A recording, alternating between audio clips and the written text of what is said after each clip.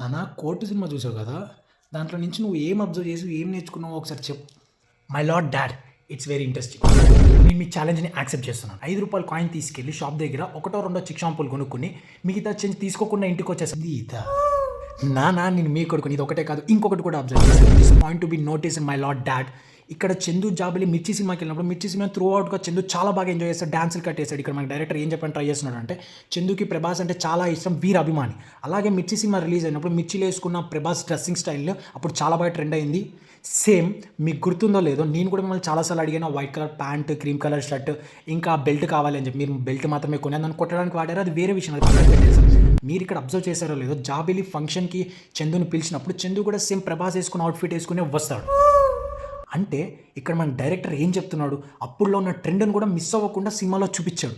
అంటే డైరెక్టర్ ఎంత క్రియేటివిటీగా ఆలోచించాడు, ఎంత ఆ థాట్ ప్రాసెస్ ఎంత బాగుందో మీరు ఇక్కడ గమనించాలి. అంత మంచి సినిమాలో అంత మంచి ఇన్ఫర్మేషన్ ఇస్తే నువ్వు అబ్జర్వ్ చేసింది ఇదా?